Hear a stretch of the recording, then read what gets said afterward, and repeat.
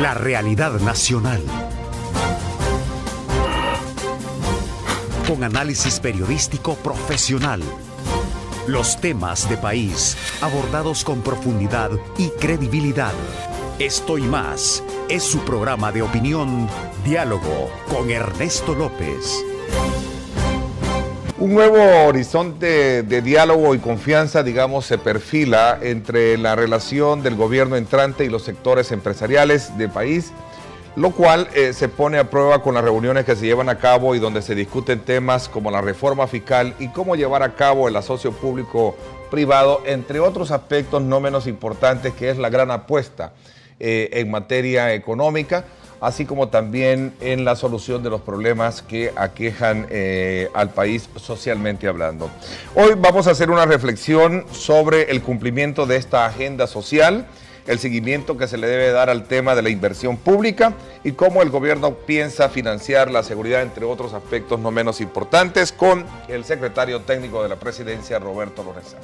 Se perfila un nuevo horizonte, lo decía yo al principio, de diálogo, de confianza, y creo que ese ha sido un buen punto de honor, si lo queremos ver en términos evaluativos en estos primeros, en este primer mes prácticamente de gestión del nuevo gobierno, secretario.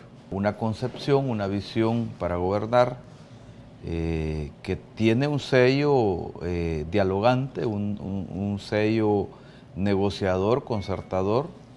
Ese es el rasgo característico de la gestión del presidente Salvador Sánchez Serén.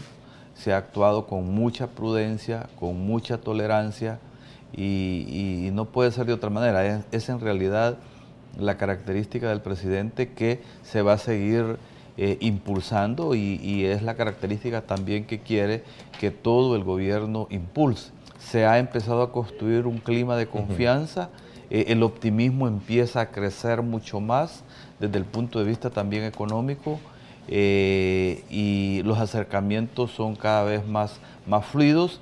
¿Qué es lo que va a permitir de ahora en adelante seguir manteniendo esa cordialidad de negociación, esos espacios?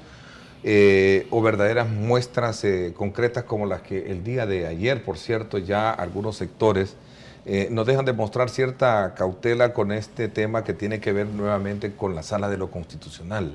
Es decir, el hecho de escuchar ciertos comentarios de algunos dirigentes del FMLN preocupa a estos sectores.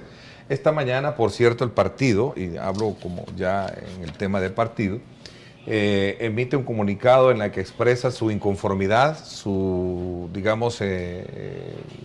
valoración muy negativa a raíz de todas las actuaciones que está haciendo la Sala de lo Constitucional. Particularmente citan el caso de la resolución en la cual le llama a los partidos políticos a elegir a nuevos miembros magistrados del Tribunal Supremo Electoral, ¿verdad?, a no tener ningún origen de carácter partidario. Creo que a nosotros no nos debe de preocupar que estos sean aspectos que amenazan la estabilidad que el gobierno esté generando o que el partido esté generando un clima de desestabilización. Este debate es necesario hacerlo, es un debate que la ciudadanía también debe de conocer, y el hecho de que haya diferencias entre los órganos del Estado lo que refleja es que verdaderamente hay un clima de independencia. La Constitución y el constituyente en ese momento dejó claro que los que no iban a tener afiliación partidista o no podían son los que propone la Corte Suprema de Justicia. Los que proponen los partidos pueden tener o no tener afiliación partidista. Pero ahora, con esa sentencia, se está modificando la concepción originaria que se estableció en la Constitución de la República con ocasión del Acuerdo de Paz. Y eso es lo que no ve bien el Esto es fundamental. Esto es fundamental desde el punto de vista de la estabilidad política. ¿Por qué? Porque el Acuerdo de Paz ha funcionado. Este es un Acuerdo de Paz que nos ha dado estabilidad política. Y antes el Consejo Central de Elecciones lo controlaba un solo partido. Hoy se está modificando por una interpretación que hace la sala. Eso es lo que no le gusta al frente. O mejor dicho, es lo que critica. Nosotros hemos expresado nuestro desacuerdo con eso. Y somos totalmente libres para hacerlo, ¿verdad? Porque nosotros no quiere decir que el hecho de que tengamos una diferencia la debamos de ocultar. La libertad de expresión, la libertad de opinión, la libertad de crítica seguirá existiendo. ¿Qué es lo que entonces podemos esperar de esta sentencia? ¿Qué va a pasar con, este nuevo proceso de elección que está a las puertas para alcaldes y diputados. Es muy probable, toda persona que ostenta un cargo público, y no solo las personas que ostentan un cargo público, todo mundo tiene ideología. El que diga que no tiene ideología está mintiendo. La naturaleza política de las personas. Un derecho... ¿verdad? Y en ese sentido, pues, vamos a tener el cuidado de que nadie esté afiliado formalmente, pero sin duda nosotros no podemos mentirle al pueblo que la gente tendrá criterio político. A ver, pero eso va a ser hasta cierto punto maratónica. Eso se llama hipocresía. Hipocresía constitucional. Hipocresía constitucional. El presidente dijo el día lunes que independientemente que tengamos diferencias de carácter coyuntural y diferencias también de carácter estructural, no quiere decir que no podemos trabajar juntos por construir una política de desarrollo del país. El crecimiento siempre son tareas de mediano plazo, no es de la noche a la mañana, y tenemos requerimientos también importantes frente a la banca multilateral. Nosotros tenemos que ser en esto suficientemente objetivos frente al pueblo salvadoreño. El país tiene una deuda de alrededor de 20.000 millones de dólares en deuda previsional que va a obligar a que este país tome decisiones más temprano que tarde de carácter estructural en el sistema de pensiones. Y eso hace que la deuda crezca. Estamos pagando, no sé, 600 millones de dólares que se pagan del presupuesto para financiar la deuda previsional, y en los próximos años vamos a llegar a 1.000. Nosotros estamos construyendo un entendimiento. Nosotros estamos trabajando con la idea de que esas reformas tengan viabilidad, pero también hemos estado flexibilizándonos para ponernos de acuerdo. La aprobación de los bonos, que fue un ente paralelo, una iniciativa paralela, se hizo de la noche a la mañana sin este consenso. ¿Predice algo similar? No, yo creo que no fue de la noche a la mañana.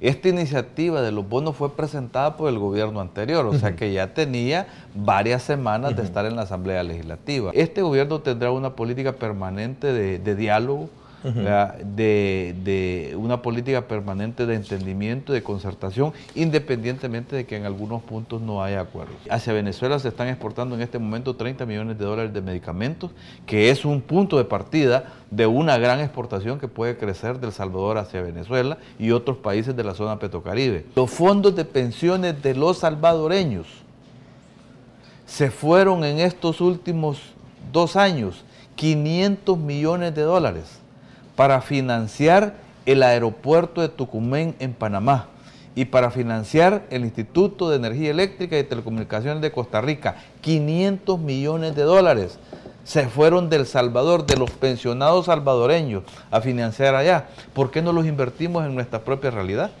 En nuestros propios proyectos nacionales. Los fondos de pensiones manejados privadamente.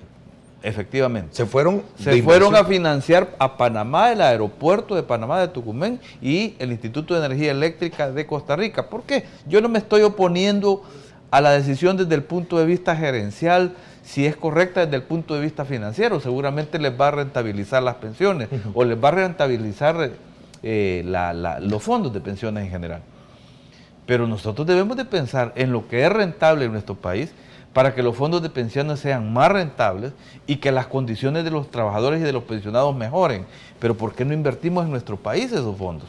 ¿Qué es lo que El Salvador tiene que puede ser atractivo para un inversionista? El Salvador se está convirtiendo también en una zona o un país de atracción de inversión para la generación de energía eléctrica. Lo podemos constatar. Lo importante es que también nos estamos convirtiendo en un polo de atracción de inversiones energéticas en el país. Ese es un dato nuevo, relativamente nuevo de los últimos tiempos. ¿Cómo cala el puerto de la Unión Centroamericana con eso? ¿No es atractivo para nosotros? Porque ya llevamos 2 gobiernos y prácticamente no ha habido resultados de concesión de esa mega estructura. Al pueblo salvadoreño tenemos que decirle la verdad. ¿Y cuál es? Cuando esa decisión se tomó, no se hicieron todos los preparativos y todos los estudios. No había un estudio de factibilidad económica. Eso se tomó en los tiempos se construyó en los tiempos del expresidente Saca. El diseño original era de 127 millones de dólares, según el estudio de los japoneses que dieron el financiamiento. Terminó valiendo 200 millones de dólares. Es lo que gastó y que estamos pagando con los impuestos todos los salvadoreños. El tema del Fomilenio, hay dos aspectos que siguen esperando ser cumplidos por el país. ¿Qué está haciendo el secretario técnico para poder de alguna manera viabilizar inmediatamente esos dos requisitos que pide el gobierno de los Estados Unidos para poder hacer ya, digamos, y la aprobación completa del Fomilenio parte 2? Hay cosas que aquí se hicieron, que no necesariamente, en este caso el FMLN votó en su momento. El Tratado de Libre Comercio en aquel momento, hay que recordar que se hizo en una plenaria, un documento de enormes, de un gran volumen que ni siquiera se discutió, y el gobierno de Arena de ese tiempo decidió dejar establecido que no puede haber preferencia para los productores nacionales.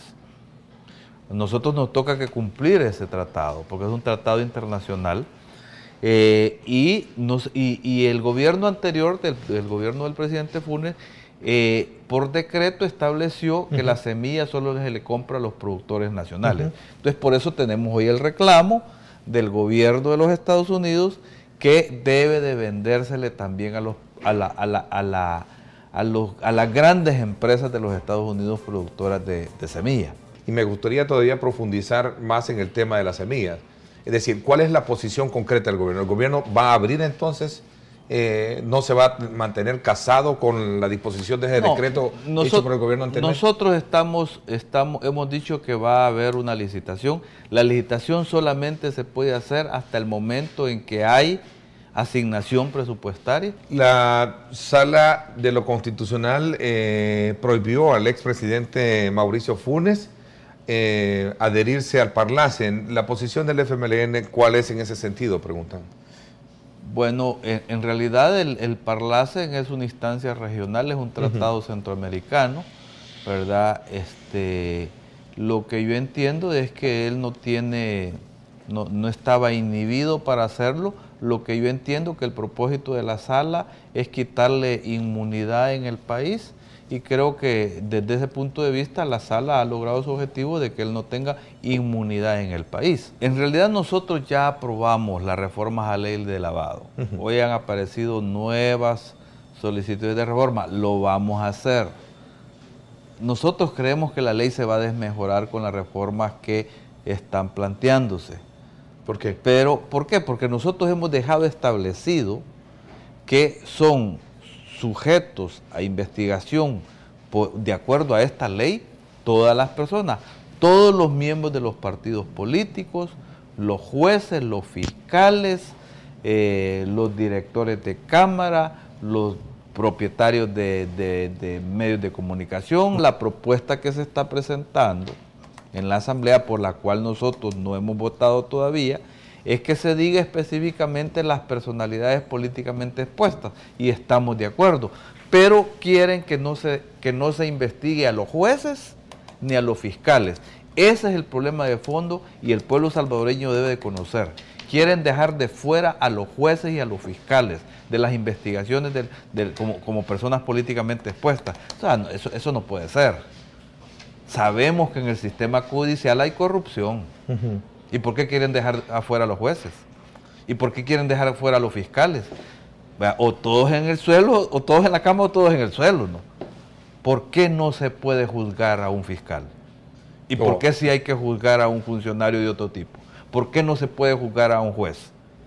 Y si se le comprueba que ha cometido un delito de este tipo, tiene que ser juzgado. ¿Y quiénes son los que piden eximir a los jueces y los fiscales? Porque me gustaría saber quiénes son. Bueno, los que no votaron, los que quieren votar la reforma así, son Arena, PCN, creo yo que esos fueron los partidos que decidieron quitar a los jueces. A la figura de los jueces y los fiscales. ¿Por qué razón? O sea, si al final... Yo no entiendo realmente, yo no entiendo realmente porque... cuál es el propósito de proteger a un sector determinado. Me gusta el término o todos en el suelo o todos en la cama, es decir, políticamente expuesto aquí, digamos, todos estamos. Sí, es que yo no me puedo autoconsiderar posible delincuente si a los otros les están diciendo que son que no se les puede juzgar. Que no lo son. O sea, debe de haber justeza y eso es lo que nosotros queremos. Nosotros consideramos que esa sentencia golpea el acuerdo de paz, porque el acuerdo de paz fue muy claro en ese sentido, de darle la posibilidad que todos los partidos políticos mayoritarios, los 3 partidos políticos mayoritarios, tuvieran participación en el Tribunal Supremo Electoral. Y que dice textualmente, solo los miembros de la sala no deben de tener afiliación partidista. Si lo dice así, es porque los otros podrían tenerla. Los que sabemos lo que es el acuerdo de paz, el valor que tiene el acuerdo de paz, cuidamos mucho el acuerdo de paz porque eso nos ha posibilitado transitar a este momento político democrático en la vida nacional. En El Salvador está prohibida la semilla transgénica, ¿verdad? Esa no es un argumento. O sea, ahorita la semilla está prohibida por ley, la semilla transgénica.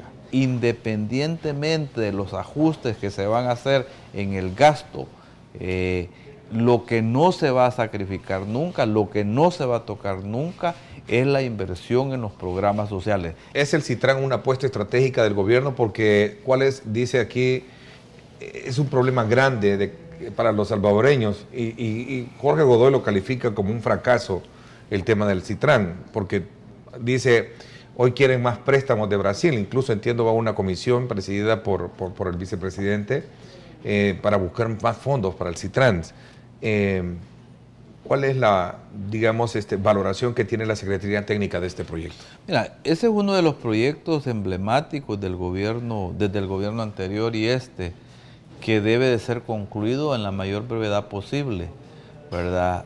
Que va a modernizar la ciudad, que le va a cambiar el rostro a la ciudad. Han habido algunos atrasos, se dijo la vez pasada que no se habían dado los permisos de manera oportuna de la Alcaldía de San Salvador para algunas estaciones de servicio.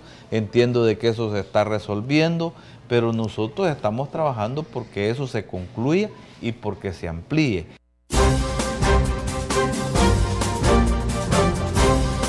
La realidad nacional. Con análisis periodístico profesional. Los temas de país abordados con profundidad y credibilidad. Esto y más es su programa de opinión, Diálogo con Ernesto López.